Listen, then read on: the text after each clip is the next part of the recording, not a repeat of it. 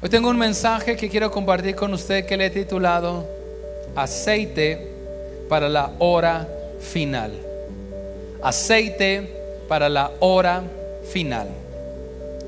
Y iglesia, tengo una convicción y quiero que me preste mucha atención los próximos minutos, porque tengo una convicción y un anhelo en mi corazón de que, como cantábamos hace rato, nosotros seamos la generación que contemple, que visualice, que mire el regreso físico de Jesús a la tierra. Tengo esa convicción, ese deseo y ese anhelo, que muy probablemente nosotros como generación seamos los privilegiados de que podamos mirar, podamos contemplar el regreso físico de Jesús aquí en la tierra. Quienes han estudiado Apocalipsis conmigo, hemos profundizado en esto. No hay una fecha, no es como que tengo una información ahí secreta, oculta, que nadie más conoce. Surgen en las redes sociales, surgen muchos gurús del Apocalipsis queriendo ponerle fecha y cuándo va a ser el fin del mundo o cuándo va a venir Cristo. No estoy tomando yo ese papel, porque hay personas, si usted se mete a YouTube va a encontrar personas que, y sobre todo lo que pasó en estos días, queriendo, ¿a qué me refiero? Lo que pasó en la conferencia de Davos y lo que está pasando con Trump y el nuevo pacto, que es, bueno, la nueva alianza, organización que está haciendo para la paz. Cuando somos entendidos en los tiempos, conocemos la palabra de Dios, sabemos que el escenario se está ordenando en los planes de Dios. Pero hay gente que está obsesionada con descubrir quién será el anticristo. Y pastor, ¿será que Trump es el anticristo? No lo sé. Pero muchos, incluso iglesias, pastores, se obsesionan tanto en el anticristo, en la marca de la bestia, que se olvidan de hablar de Cristo. ¿Y qué es lo importante? Así que en este día, en esta tarde, no vamos a intentar descifrar códigos ocultos de Apocalipsis o sacar teorías raras, sino quiero decirte algo y hacerte una pregunta. Porque todos los que estamos aquí sabemos y creemos que Jesús va a regresar, va a volver por segunda ocasión. ¿Sí lo sabía? Las escrituras lo dicen. Las escrituras hablan de que Cristo va a volver por segunda vez. Así como vino una primera vez, va a volver una segunda vez. La primera vez, dice las escrituras, que vino como un siervo humilde. Pero en su segunda venida, en su regreso, ya no va a venir de esa forma. Va a venir como el rey, como el novio, como el esposo. Va a venir, no es el fin, no será el fin del mundo, porque hay unos piensan es el fin del, no será el fin del mundo. Será la restauración de todas las cosas. La Biblia muchas veces le llama ese día el día grande y terrible, porque para algunos va a ser terrible, para otros días va a ser el día por el cual esperamos toda la vida. Se imagina aquel por el cual sin verle cantamos, oramos, que podamos verle, mirarle físicamente. Cuando Cristo ascendió a los cielos, está la historia en el libro de Hechos. Muere, resucita, está aproximadamente 50 días con sus discípulos. Va al monte, en el monte de los Olivos, y es ascendido. Hay 500 discípulos y se quedan observando, tristes, y de repente dos ángeles se le aparecen y le dice: varones galileos, ¿qué hacen ahí tristes? Este mismo Jesús, así como le vieron ascender, así mismo va a volver. Y Cristo va a volver. Las escrituras lo dicen. Apocalipsis termina diciendo: aquí yo vengo pronto. El Espíritu y la novia dicen amén. Y quiero hacerte una pregunta: ¿qué tipo de iglesia espera encontrarse Jesús cuando Él regrese? ¿Qué tipo de iglesia usted cree que espera encontrar a Jesús cuando Él regrese? Primero quiero poner eso, que Jesús va a regresar físicamente por segunda ocasión. Dice las escrituras que todo ojo le verá, Toda lengua confesará que Jesucristo es el Señor. Hace rato lo cantábamos, también cantábamos. Y al final queremos ver a Yeshua, a Jesús, descender. Y eso va a ocurrir. Y yo creo, tengo pastores que siempre tengo más de 20 años escuchando que dicen: Cristo viene pronto, y Cristo viene pronto, y nomás no viene. La palabra de Dios dice: miren, que si Él retarda su segunda venida, no es por tardanza, sino porque Él no quiere que nadie se pierda, sino que todos vengan, que todos procedan al arrepentimiento. Pero Cristo viene. Y hay una serie de señales que las escrituras nos dicen con respecto a su venida. Sí, pastores, que siempre han habido guerras, siempre han habido terremotos, sí. Pero la palabra de Dios dice que todos esos se van a cumplir que cuando todas esas señales se cumplan en una generación, entonces vendrá. Y muchas veces se han cumplido señales, pero hay algunas que faltan por cumplirse. Y el escenario mundial se está preparando para que eso ocurra. El apóstol Pablo, hay una porción de las escrituras, dicen: cuando escuchen paz y seguridad viene, ustedes sepan que destrucción vendrá. Hablando del comienzo de fin. Ustedes vean las noticias de lo que está. Pastor está diciendo que Trump es el anticristo. No lo estoy diciendo. Si no sabe lo que estoy hablando, investigue eso, lo que está proponiendo. Pero el apóstol Pablo lo dice: cuando escuchen paz y seguridad, sepan que destrucción inmediata, inminente vengan. Y es cuando dice, porque que Jesús va a venir como el ladrón en la noche. Pero ojo, para los que están en tinieblas. Pero después dice: pero ustedes no están en tinieblas para que aquel día los sorprenda como ladrón. Es decir, para los que no están con su corazón encendido por el Señor, ese día les va a sorprender como un ladrón en la noche. Para los que estamos con nuestro corazón encendido, no nos va a sorprender como un ladrón, sino le vamos a ver como el rey, como el esposo, como el amado. Imagínate, ahorita nosotros cantamos sin verle, y puedes sentir su presencia.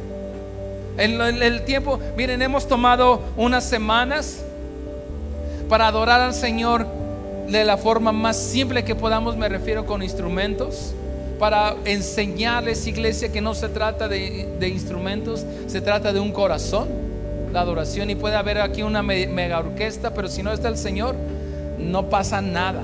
Pero puede haber solamente una guitarra y dos cantantes ahí medio desafinados. Bueno, uno desafinado, otro afinado.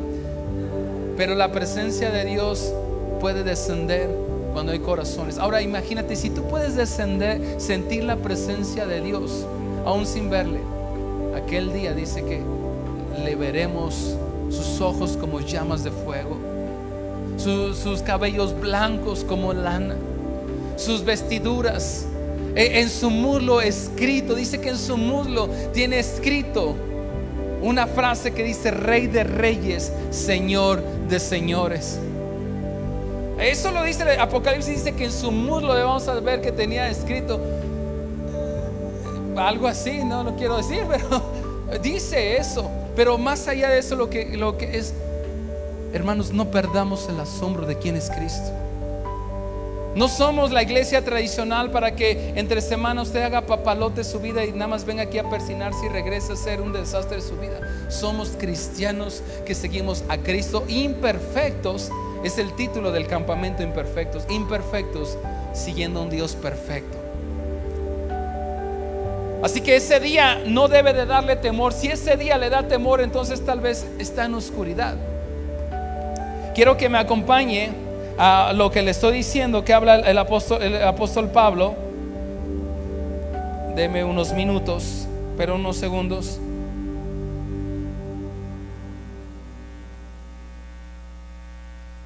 Vamos a la Biblia. Primera de Tesalonicenses, capítulo 5, versículo 4. Voy a leer todo en la versión Reina Valera. Primera de Tesalonicenses, capítulo 5, versículo 4. Desde el 1 dice: pero acerca de los tiempos y de las ocasiones no tenéis necesidad, hermanos, de que os escriba. Aquí está hablando el apóstol Pablo, enseñando con respecto a los últimos tiempos. Entonces comienza diciendo: hermanos, acerca de los tiempos y de las ocasiones, no tiene necesidad, hermanos, de que les escriba, porque vosotros sabéis perfectamente que el día del Señor se refiere a su segunda venida, vendrá así como ladrón en la noche. Ahora, muchos se quedaron en ese versículo y enseñaron que Jesús viene como ladrón en la noche, pero eso está incompleto, porque fíjese lo que dice más adelante: que cuando digan paz y seguridad, es lo que les estaba hablando, entonces vendrá sobre de ellos destrucción repentina, como los dolores a la mujer encinta, y no escaparán. Ahora fíjese lo que dice el versículo 4: mas vosotros, ¿quiénes?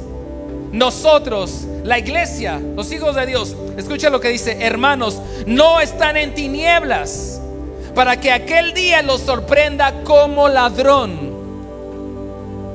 porque todos vosotros sois hijos de luz e hijos del día. No somos de la noche ni de las tinieblas. Por tanto, no durmamos como los demás, sino velemos y seamos sobrios.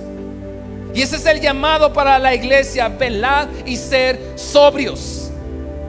Así que aquí te pregunto: ¿por qué no estás velando? ¿Por qué no estás ayunando con nosotros? ¿Por qué no estás orando a las 10 de la noche? La Biblia dice, la palabra de Dios dice que demos la honra debida a su nombre al Señor. No se trata de hacer lo que yo quiero como yo lo quiero, se trata de seguir sus preceptos. La Biblia dice que en los tiempos finales estemos velando, estemos sobrios, porque cuando escuchemos paz y seguridad, que es lo que se está escuchando, y se está preparando un escenario. Cuando dice sepan que destrucción inminente les vendrá, está hablando del comienzo de todo esto que lo he enseñado muy detenidamente. Me tomé casi 6 meses para enseñar los domingos aquí a las 10 de la mañana Apocalipsis. Paréntesis: en 15 días comenzamos nuevamente discipulados, para que la otra semana ya se inscriba. Vamos a tener distintos discipulados. Pero lo que quiero decir es que Cristo lo prometió. Él va a volver, Él va a regresar. ¿Y qué tipo de iglesia espera Jesús encontrarse cuando Él regrese? Quiero que me acompañes a Mateo capítulo 25, versículo del 1 en adelante. Son palabras de Jesús. Esto que vamos a leer es parte de la última predicación de Jesús estando aquí en la tierra. En las escrituras, en los evangelios, de hecho va a ser uno de los cursos que vamos a abrir a partir de en 15 días. Uno de los cursos que vamos a tomar, que vamos a abrir, va a ser evangelios sinópticos, que vamos a estar estudiando detenidamente los evangelios. Los discipulados son domingos a las 10 de la mañana. Y el Señor Jesús dio muchas predicaciones, pero en los evangelios están registradas 3 predicaciones muy importantes. La última la dio horas antes de ser arrestado, de ser crucificado, y está registrada en Mateo 24 y Mateo 25. Es cuando al Señor le preguntan: maestro, dinos qué señal habrá de tu venida y cuándo ocurrirán todas estas cosas. Esto está en Mateo capítulo 24, y comienza a dar todas las señales. Comienza diciendo: mira que nadie los engañe. Pero después en el 25, que es el que vamos a leer, es parte de esa predicación. Y quiero que me acompañe, que ponga toda su atención en Mateo 25. Dice: entonces el reino de los cielos será semejante a 10 vírgenes que tomando sus lámparas salieron a recibir al esposo. Ahora divide estas 10 vírgenes en 2 grupos. Versículo 2 dice: 5 de ellas eran ¿qué? Prudentes. Y las otras 5, ¿cómo eran? Mire, justo aquí estamos divididos en 2. Mire, sí, ¿dónde están los sensatos, los insensatos?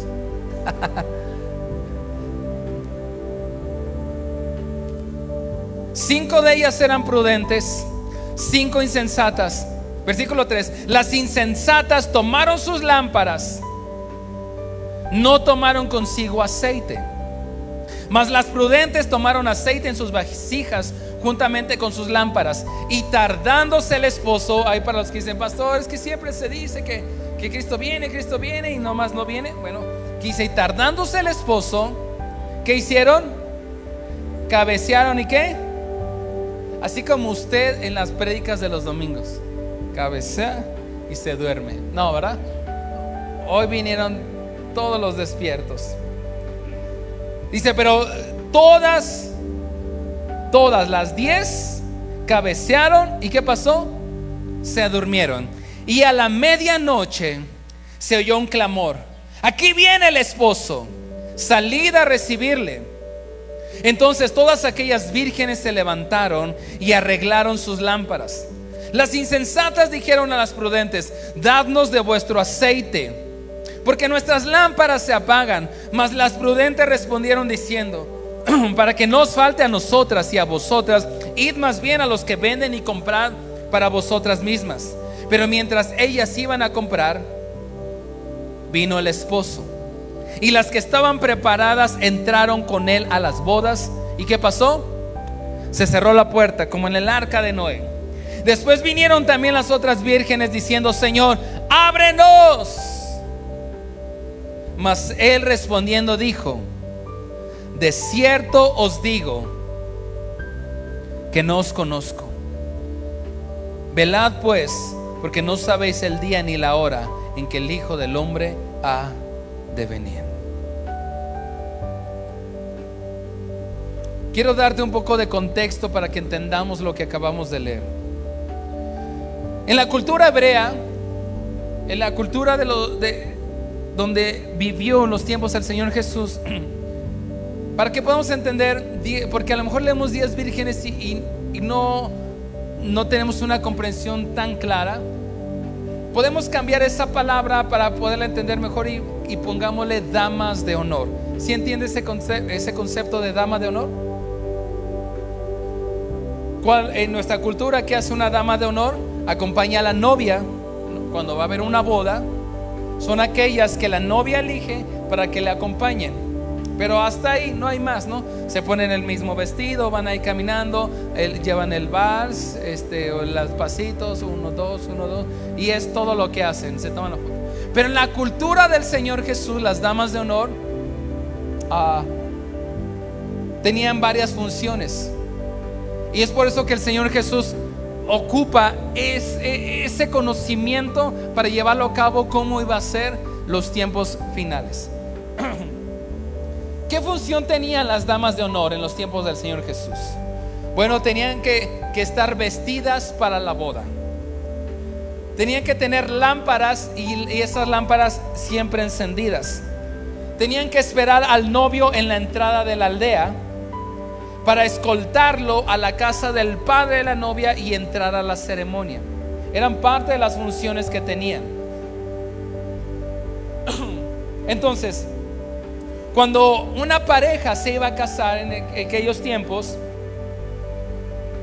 era muy común que la mujer vivía en una aldea, en un pueblo, y el hombre vivía en otra aldea, ¿no? Así como la mujer que era acá de Coacalco, el hombre de allá por la Narvarte. Y entonces el hombre, ¿qué tenía que hacer cuando se quería casar?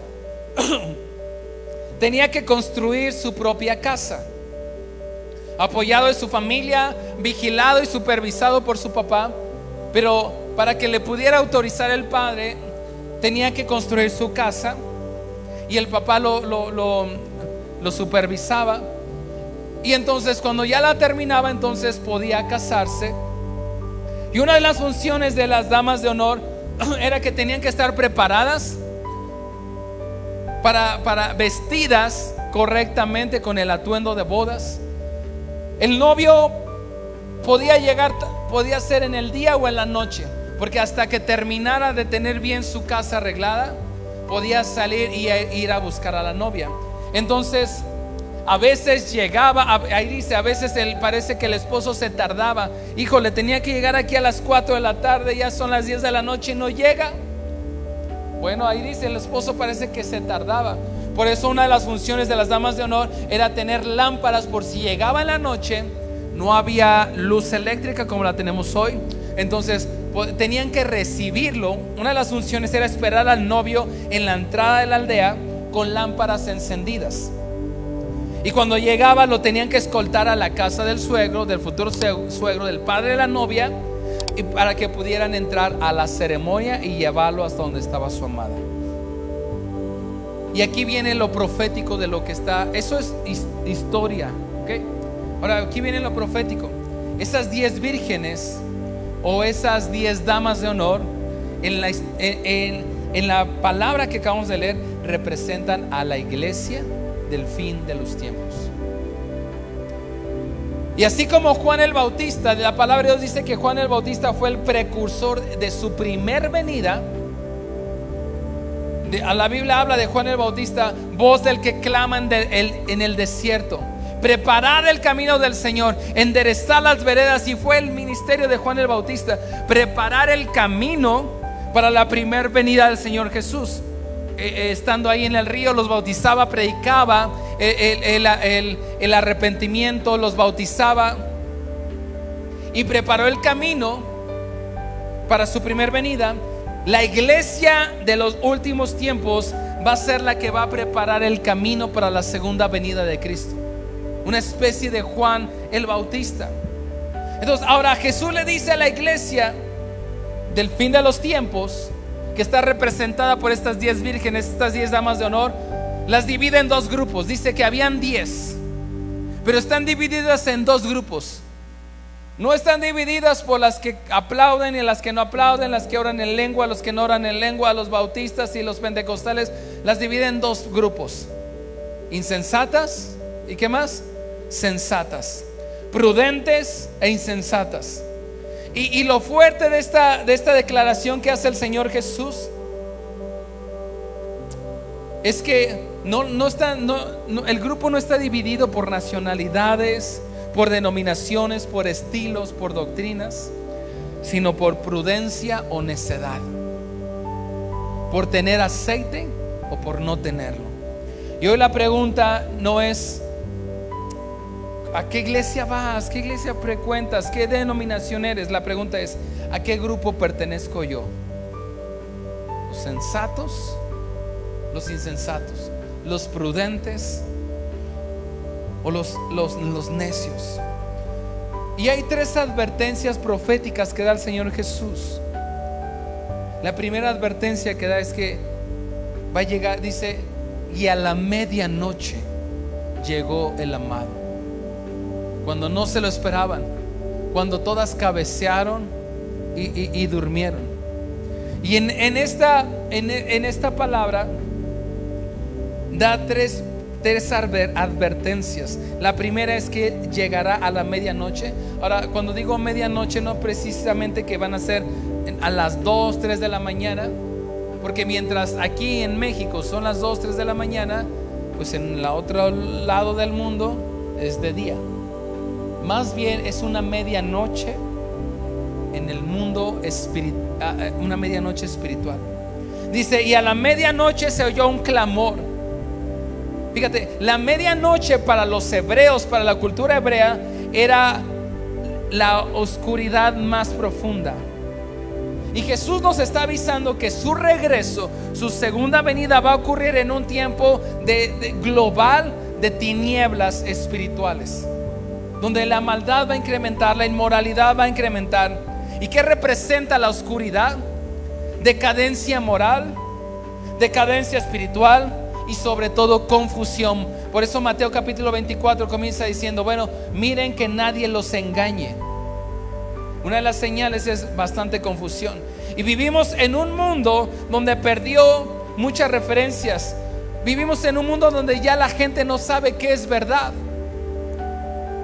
Ya no distinguimos entre el bien y el mal.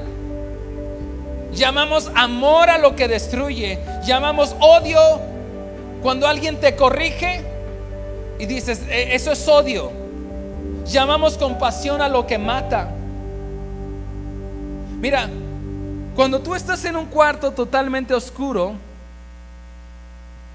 no sabes dónde estás parado, no sabes qué hay a tu alrededor, No ves escalones, no ves puertas, no ves nada. ¿Y qué va? ¿Y cuál es el resultado de entrar en un lugar que está totalmente oscuro? Muy probablemente es que te vas a caer, vas a tropezar. La oscuridad, aparte de ser falta de luz, es falta de dirección, porque donde está algo totalmente oscuro, no sabes ni para dónde ir. Te vas a tropezar con todo. Y quiero decir algo claro hoy, iglesia, que no se va los tiempos finales no se va a tratar solamente de una guerra política, de el conflicto de la derecha con la izquierda con la derecha. Es una guerra espiritual que ya estamos viviendo, la luz contra las tinieblas. Y ahora mi deseo no es darte miedo, sino recordarte algo, que la oscuridad va a ser inminente, está siendo inminente. Isaías capítulo 60 dice: levántate y resplandece, porque ha venido tu luz y la gloria de Jehová ha nacido sobre ti. Versículo 2 de Isaías 60 dice: porque he aquí que tinieblas cubrirán la tierra y oscuridad las naciones, mas sobre ti será vista su gloria y sobre ti amanecerá Jehová. Jesús dijo: yo soy la luz del mundo, y también dijo: vosotros sois la luz del mundo. O sea que en un mundo donde ya no tiene referencia de qué está bien y qué está mal, de que a lo malo le llama bueno, a lo bueno le llama malo, la iglesia debe ser la referencia de qué es una familia, de qué es una moral correcta, de cuál es la sexualidad bíblica correcta. La iglesia debe ser la referencia de qué es la verdad. La pregunta no es si el mundo se va a oscurecer. El mundo va a oscurecer, estamos viviendo una oscuridad. Pero también la pregunta para ti es: ¿te vas a atrever a ser luz cuando ser luz te cueste? ¿Nos vamos a atrever a ser luz cuando ser luz en un mundo de oscuridad nos cueste? Porque la Biblia nos enseña que la luz no se puede esconder. Entonces la primera advertencia que dice que Cristo va a regresar en un momento donde va a haber oscuridad. Segunda advertencia que Dios nos hace en esta parábola, dice: y cabecearon todas y se durmieron. Y aquí viene algo tremendo. ¿Cuántas damas de honor eran? Dijimos que las damas de honor representan ¿a quién? A la iglesia. Sobre todo la iglesia esta. Yo estoy convencido que nosotros veremos a Jesús descender. Ahora, ¿cuántas se durmieron? Todas. Las 10. Las 10, tanto las sensatas como las, todas se durmieron. Eso significa que la gran tentación de la iglesia del fin de los tiempos no va a ser tanto la persecución, aunque comienza a haber persecución. En la mañana me estaba mostrando uno de nuestros hermanos una noticia de que siempre lo ha habido persecución en Chiapas, y que últimamente ha habido. Pero no va a ser tanto persecución, sino el peligro y la tentación de la iglesia actual será dormirse espiritualmente. Y lo peor es que una iglesia dormida se ve casi igual que una iglesia muerta. Una persona que está dormida se ve casi igual que una persona que está muerta. De hecho, ese término de estar dormido lo utilizaban las escrituras para decir de una forma más amable que alguien ya había muerto. No hay gran diferencia entre una iglesia muerta y una iglesia dormida. No hay mucha diferencia entre un cristiano muerto espiritualmente y un cristiano dormido espiritualmente. Porque a simple vista, si tú ves una foto de alguien dormido y alguien muerto, a simple vista se ven casi igual. Y sobre todo si usted se duerme como yo, que te hablan y no reaccionas, ni el dormido ni el muerto, le hablas y no responde, no siente, no se mueve. Lo único que cambia entre una persona que esté acostada y esté muerta, está dormida, será que tiene vida. Por eso Pablo dice: despiértate tú que duermes, levántate de los muertos y te alumbrará Cristo. Y eso que escribe el apóstol Pablo no es como un poema bonito, es una tragedia. Es Dios hablándole a su pueblo que se durmió. Y fíjate, ¿entre qué se durmió? Fíjate lo que está viendo el apóstol Pablo para decir: despiértate tú que duermes, levántate entre los muertos para que la luz de Cristo te alumbre. Lo que el apóstol Pablo está hablando, pero sobre todo Dios está diciendo, es que él está hablando a un pueblo que se durmió. Pero ¿entre qué se durmió?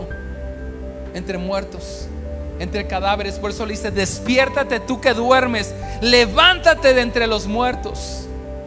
Porque esta era una característica de la iglesia de los tiempos finales: adormecimiento espiritual y muerte espiritual. Y el llamado del Señor hoy es: despiértate tú que duermes, levántate de entre los muertos para que la luz de Cristo te alumbre. ¿Cómo se duerme la iglesia hoy en día? Con lo que entra en la mente y lo que entra en el corazón. Si Satanás no logra Satanás jamás va a poder destruir a la iglesia. Jamás lo va a poder hacer. La iglesia es la novia de Cristo. Pero lo que sí puede hacer, y lo que sí está pudiendo hacer, y tal vez está pudiendo hacer contigo, es dormirte espiritualmente. ¿Cómo se duerme la iglesia actualmente? Con lo que entra en la mente. ¿Y dónde? ¿En qué más? En el corazón. Mire, vivimos intoxicados. Vivimos intoxicados. Y hablo, todo lo que les he estado hablando, Dios me lo habló a mí, es para mí. Y si te sirve, te lo comparto y te lo predico. No te hablo desde aquí que el perfecto y el imperfecto. ¿Sabes qué es algo que nos intoxica tanto? Y es una herramienta que utilizamos. Yo la utilizo para muchas cosas de la iglesia y también para cosas que hago de trabajo. Pero vivimos tan intoxicados por esto, y yo caigo tanto en eso, un entretenimiento sin freno. Yo estudié ciencias de la comunicación. Y parte de estudiar ciencias de la comunicación, estudiamos publicidad, la psicología del color, el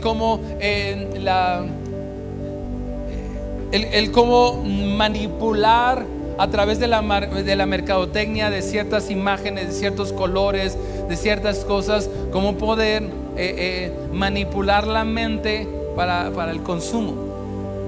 Estudié hace ya bastantitos años, bueno, hace como 15 años terminé la carrera de la universidad. Y en ese entonces se decía que para que lograras captar la atención de una persona, tenías los primeros 2 minutos. Y después decía, lo que pasó después de 2 minutos, ya los primeros 2 minutos son tan importantes. Después entra las redes sociales, entra Facebook, y se decía los primeros 50 segundos. Después entra TikTok.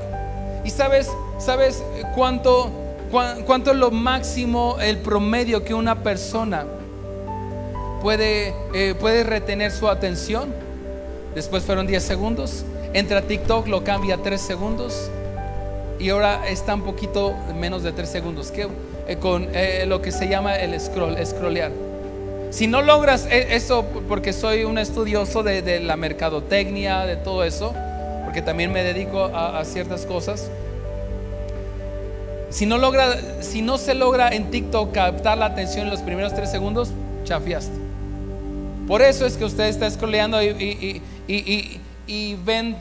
Estábamos trabajando con Alexis, algunos videos muy bonitos, le echaba muchas ganas, pero le dije: mira, Alexis, tienes que quitar todo eso, porque los videos bonitos que hacía, les ponía cortinilla, entrada, y antes así era, veías un video y te salía una cortinilla, las letras. Le dije: ahora, si no logras captar los primeros 3 segundos la atención de las personas, te scrollean. ¿A qué voy con todo esto? Que vivimos en un entretenimiento sin freno. Vamos, y queremos más. Y hasta que ves algo que te llama la atención, entonces te paras, te detienes, pero si no te gusta, le sigues. Un entretenimiento sin freno. Podemos tener aquí, y no estoy diciendo que todo eso sea pecado, pero podemos tener aquí Disney, Netflix, HBO, Max, YouTube, TikTok, Instagram, que nos llena de dopamina, que nos es tan difícil poder separarnos de esto. Una dopamina barata que te hace sentir y estás ahí y scrollear y no poder dejar. Redes sin límite. Antes, para poder tener acceso a la pornografía, tenías que aventarte ahí una aventura. Para que pudieras, todavía yo cuando era adolescente, para que pudieras tener acceso a la pornografía, normalmente el acceso se tenía en los puestos de revista, ¿no? Y tenías que quitarte la vergüenza, conseguir dinero, quitarte la vergüenza, ir a un puesto de revistas con toda la vergüenza y comprarte ahí y regresar. Tenías que hacer eso. Ahora el acceso a la pornografía está tan fácil y tanto consumo de pornografía que apaga nuestra conciencia. Series de televisión que nos roban horas y horas y horas de oración, porque podemos estarnos todo un día viendo una serie, pero no podemos conectarnos 20 minutos a las 10 de la noche para orar. Es el adormecimiento espiritual. Y yo no hablo que a mí me gusta ver películas, me gusta ver series, me gusta crear contenido. Enseño aquí a los chicos a hacer contenido y ustedes ven, y algunos de ustedes han llegado a la iglesia por el contenido que hacemos. Pero podemos sentarnos toda una semana aventándonos una serie, pero no podemos sentarnos 5 minutos para leer la Biblia, que nos aburre. Música que alimenta la carne, música que muchas veces no sabemos ni lo que está diciendo, o peor de todo, sabemos lo que está diciendo y nos encantan.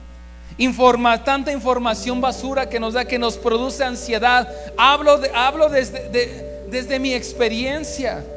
Y nos produce ansiedad y no podemos dejar el celular y de repente nos escuchamos la notificación y estamos tan ansiosos. ¿Qué pasa cuando no encontramos nuestro celular? ¿Cómo nos ponemos? ¿Dónde está? Y no inventes y no.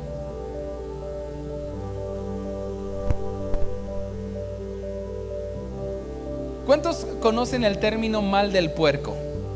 ¿A quién les da el mal del puerco?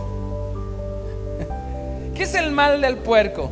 Es que, el mal del puerco es cuando comiste bien, te llenaste y de repente vas a hacer otra actividad, tal vez en el trabajo. A mí me pasaba un montón trabajar en un banco, me iba a comer a un jardincito en Polanco, regresaba y siempre me daba el mal, me estaba durmiendo ahí. O sea, el mal del puerco. ¿Qué es el mal del puerco? Cuando nos llenamos de comida pesada y después que tenemos que hacer lo que tenemos que hacer, ¿nos da qué? Igual le pasa al alma. A nuestra alma le da el mal del puerco. Nos llenamos de basura en la mente, en el corazón, que te da sueño, pero un sueño espiritual, un sueño para venir a la iglesia. Pastor, ¿por qué no llegaste temprano a la iglesia? Porque nos desvelamos y nos desvelamos en entretenimiento. Y esto, a mí me gusta ver películas, me gusta ver series, me gusta ir al cine. El problema es cuando todo eso nos llenamos de tanto de eso, que cuando tenemos que hacer lo que tenemos que hacer, le dio el mal del puerco a nuestra alma. Y entonces no podemos ni 5 minutos leer la Biblia, no podemos ni 20 minutos orar, no podemos apartar unas horas de nuestra semana para venir, porque nos dio el mal del puerco. Y entonces tenemos ¿qué? Sueño. Jesús más de 20 veces en los evangelios dice velad, velad, velad, velad, velad. Más de 20 veces lo dice. Y velad no es sentir bonito. Ay, esa canción que cantó, ay, qué bonitos. Velad es luchar para mantenerse despierto. Mire, cuando nosotros vivíamos en la sierra, Estaba a distancia de aproximadamente 14 horas aquí. Llegábamos a venir. Viajábamos toda de la sierra hasta llegar a la ciudad de Oaxaca. Luego de la ciudad de Oaxaca acá, nos veníamos por Puebla, y ya de Puebla siempre, un viaje largo. Siempre venía con mi familia. Siempre que ya iba por Puebla, era tan terrible, no aguantaba el sueño. Aparte viajábamos de noche, porque nuestra hija Camilita estaba chiquita, para que no se mareara. Entonces viajábamos de noche. Ya cuando venía por Puebla era tan terrible. ¿Te acuerdas, amor, todo lo que tenía que hacer porque yo volteaba ya a mi esposa y mi hija y dije: si me duermo, ¿qué va a pasar? Los voy a matar. Entonces mi esposa a veces me quitaba la playera, me echaba agua. Ya mi esposa: no, te estás durmiendo. Me pegaba así, luego me cacheteaba. Yo solo. No, mi esposa no le he dado ese privilegio. No, y luego nada más me decía: ¿qué hora? ¿Qué te pasa? Y digo: es que me estoy durmiendo. ¿Algún loco ha tenido que hacer eso cuando maneja? No soy el único loco acá que se tiene que cachetear. Aquí, pégate, aquí te despierta. A veces me tenía que bajar porque me duermo y los mato. Y me ha pasado en viajes cortos que le digo a mi esposa, y mi esposa ya nada más sabe. Bajo la ventana, empiezo a poner música, empiezo a cantar, me empiezo a pellizcar por aquí, a veces en ese viaje me tenía que agarrar el agua y echármela así, que no, voy a matar a mi familia. ¿A qué voy con todo eso? Que muchas veces algo así tenemos que hacer espiritualmente, para que no te duermas espiritualmente. Vas a tener que dar unas cachetadas, o si no, yo te las doy, si me das permiso. Aquí nada más tengo uno que me dio permiso de darle cachetadas espiritualmente. Porque velad. Más de 20 veces el Señor Jesús dice: velad, velad, velad, velad. Y velad es luchar por mantenernos despiertos.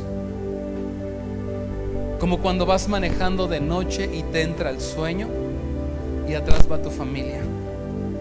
Tú vas a hacer lo que sea que tengas que hacer para no dormirte. Abres ventanas, te golpeas, cantas, te echas agua, porque sabes que si te duermes, no solamente te mueres tú, se mueren los que van contigo. Papás, mamás, si te duermes tú, no solamente te mueres tú, los que van contigo.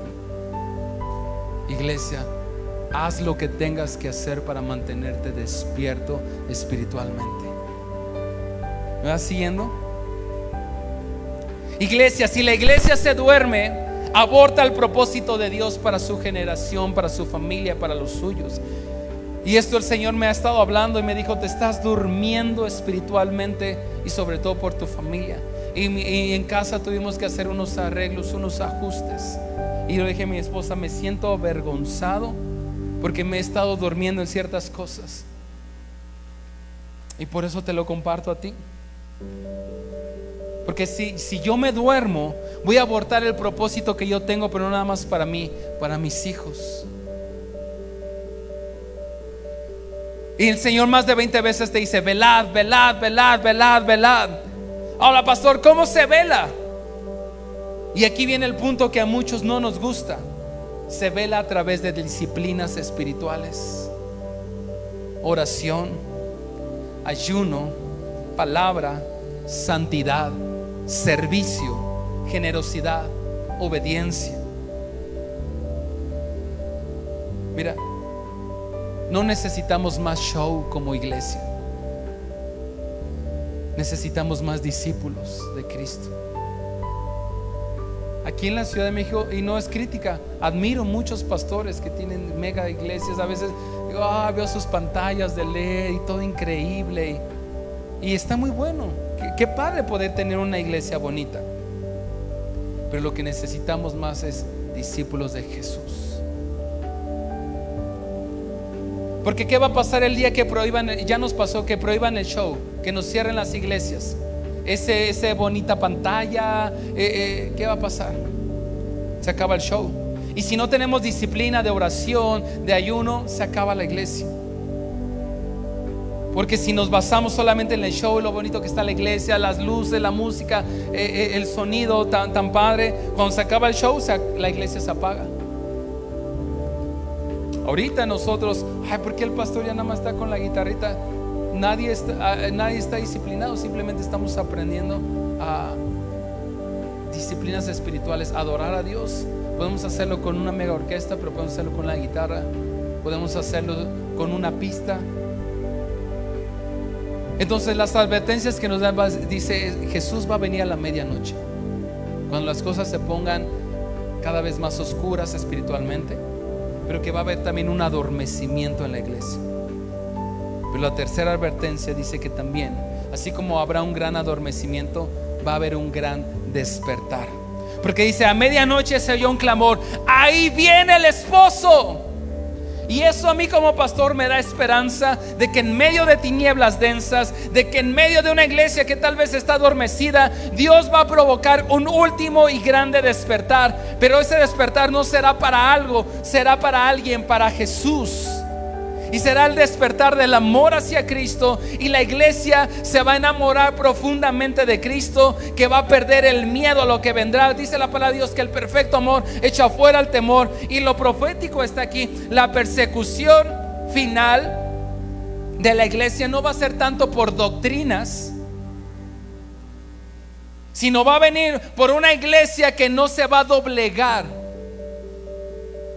Un creyente con miedo es muy manipulable, pero una iglesia que ama a Jesús por encima de todo. Hace rato cantábamos, te amo más que a mi vida, te amo más que a mi vida, te amo más que a mi vida más. ¿Y será que es verdad eso que estamos diciendo? Una iglesia que ama a Jesús por encima de su propia vida es tan peligrosa para el reino de las tinieblas. Y el punto central, ¿qué hizo la diferencia entre las sensatas y las insensatas? El aceite. ¿Me ayudas, Nat? El aceite. Ahora presta atención, porque aquí está el centro del mensaje. 10 vírgenes, 10 damas de honor. Las 10 tenían lámparas, pero solo 5 tenían aceite suficiente. ¿Qué representa la lámpara? La lámpara representa tal vez un ministerio, un servicio, un llamado de Dios. Todos aquí tienen lámparas, hablando alegóricamente. Tú tienes un servicio, un llamado, un ministerio, una influencia. Algunos predican, algunos cantan, algunos sirven, algunos lideran, algunos evangelizan. Todos aquí tienen una lámpara. Esa es la lámpara. Un talento, un don, algo que Dios te dio. ¿Qué representa el aceite? El aceite representa la intimidad con Dios, el Espíritu Santo, la unción.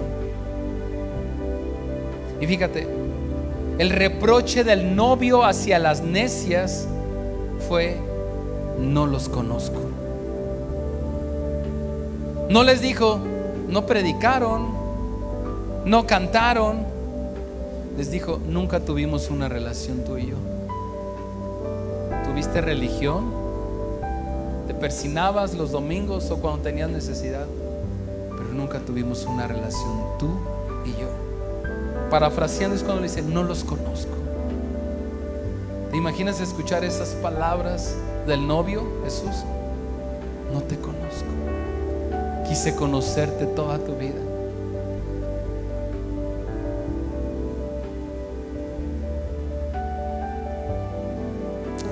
La lámpara sin aceite solamente es decoración. Rabbi Zacarías, lo puede googlear, fue un apologeta muy importante, de los más top. Murió hace creo 2 años. Apenas murió, se descubrió que vivía una vida de adulterio tantos años. ¿De qué sirve tanta tanto show, tantos libros, canciones. Mire, no tanto, pero yo soy músico, y cuando era adolescente, de los 14 a los 18 años, participé como músico en algunos lugares, no todos, pero había de algunos ministerios, algunos cantantes que me daba una decepción porque una cosa es los discos, lo que ves en la tele, lo que ves en las redes sociales, todo bien padre, pero muchas veces cuando conoces realmente quién es la persona. Recientemente salió, yo no me consta, bueno, voy a hablar primero de otro, un cantante que yo admiraba mucho, desde adolescente lo seguía. Tenía una banda que se llamaba DC Talk, me encantaba, tenía todos sus discos. Después se hizo cantante de otra banda, Newsboys. Una de sus canciones más famosas: mi Dios no está muerto, el vivo está. Na, na, na, na, na. ¿La has escuchado? Y negrito, hace unos meses fue descubierto y salió que más de 20 años consumiendo cocaína, teniendo relaciones homosexuales, alejándose, buscando la restauración. Y qué bueno, pero a lo que voy es que muchas veces vemos el show. Qué padre,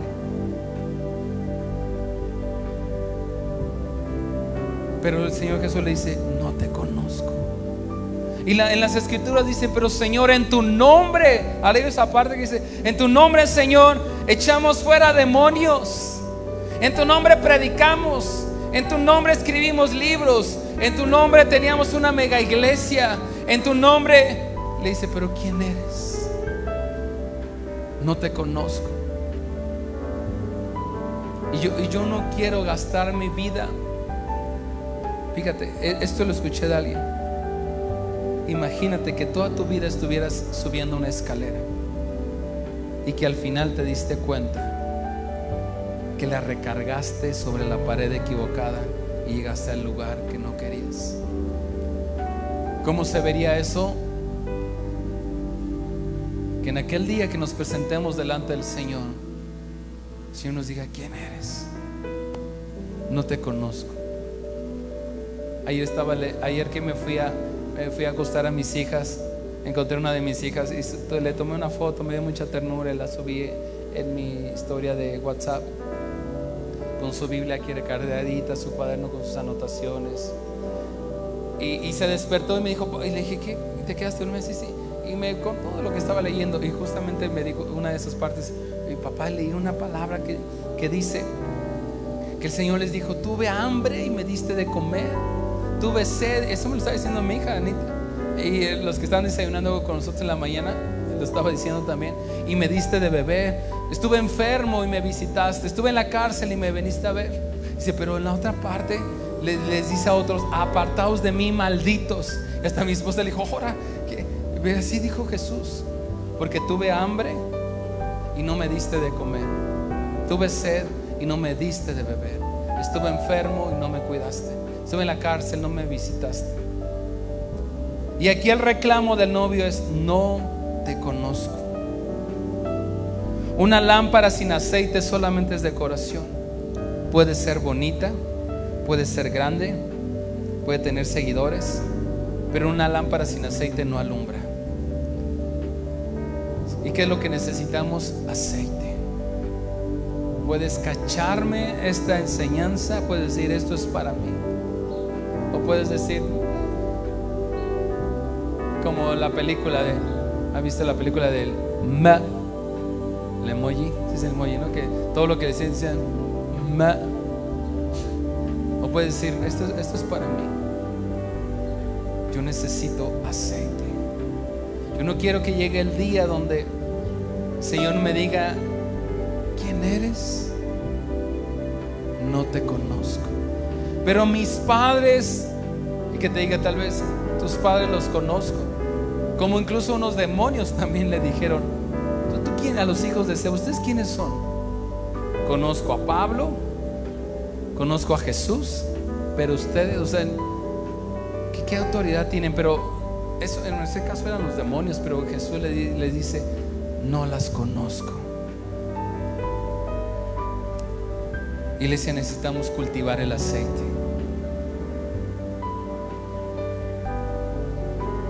El aceite no se fabrica. ¿Dónde lo compro? El aceite no se fabrica. ¿Sabes qué? Se cultiva. En las escrituras, ¿sabes cuál era el lugar del aceite? El Getsemaní. El Getsemaní era el lugar donde se prensaba el aceite, donde se cultivaban las olivas, aceitunas, se prensaba y se obtenía el aceite. Y el aceite representa la cercanía, la intimidad con Dios. Y eso requiere tiempo. Eso requiere disciplina. Eso requiere poda. Permitir que el Dios pode de nosotros cosas. El aceite también requiere muchas veces quebranto.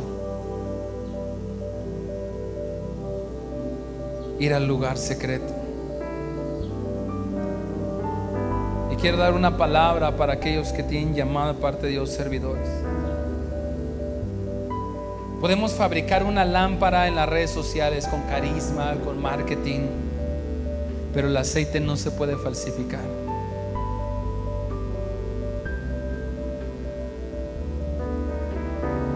Hay aceites que podían oler a Getsemaní,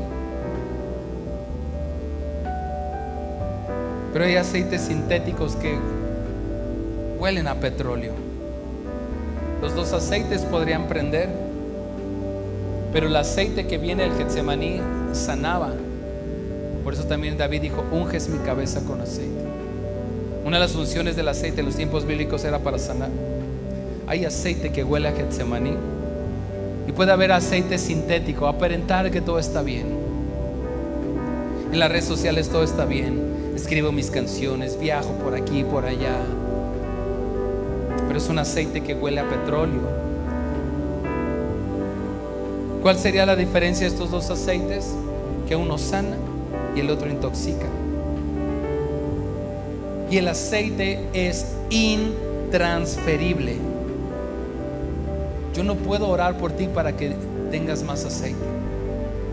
Ese lo buscas tú, lo cultivas tú. Ni siquiera lo puedo hacer por mis hijas. Eso es algo que esta semana Dios nos estaba hablando. Porque aunque en la teoría lo sé, en la práctica yo estaba teniendo como una especie de pensamiento que decir: bueno, pues mis hijas por herencia van a recibir lo que mi esposa y yo tenemos.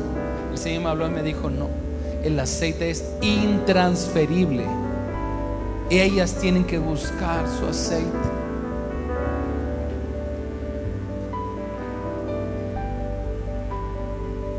Es intransferible.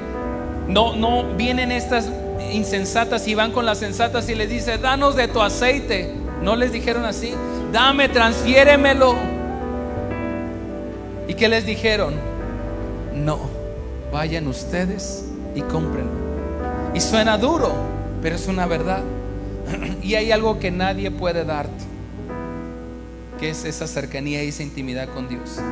Puedes recibir una palabra, puedes recibir una profecía, puedes recibir impartición, puedes recibir oración, que creemos en todo eso, puedes recibir un milagro, liberación, pero nadie puede orar por ti en tu lugar por años. Nadie puede buscar a Dios por ti. Nadie va a cultivar el aceite por ti. No vivas del aceite de tu esposo o de tu esposa. No vivas del aceite del pastor. Algunos viven del aceite de YouTube, lo que cachan en YouTube. Cultiva tu aceite en casa, porque viene la hora en el que el show se va a terminar y lo único que va a quedar es la llama de una lámpara que tiene aceite o no tiene aceite. Cuando estemos con Cristo, no va a haber show, no van a haber las grandes pantallas, los libros, que todo eso es bueno. Lo único que va a haber es una relación con Cristo. Iglesia, hoy el Espíritu nos está diciendo: vuelve al jardín.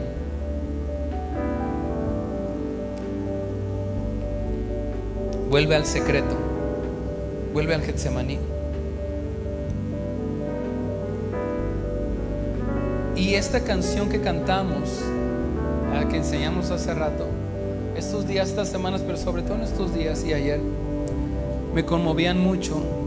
Yo casi no lloro, lloro por dentro. Cuando quiero llorar me callo nada más.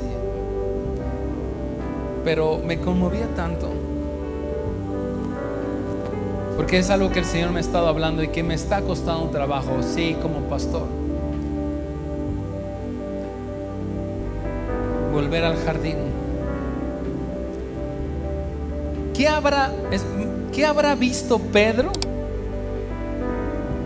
Que cuando Jesús le dijo: sígueme, dejó todo y lo siguió.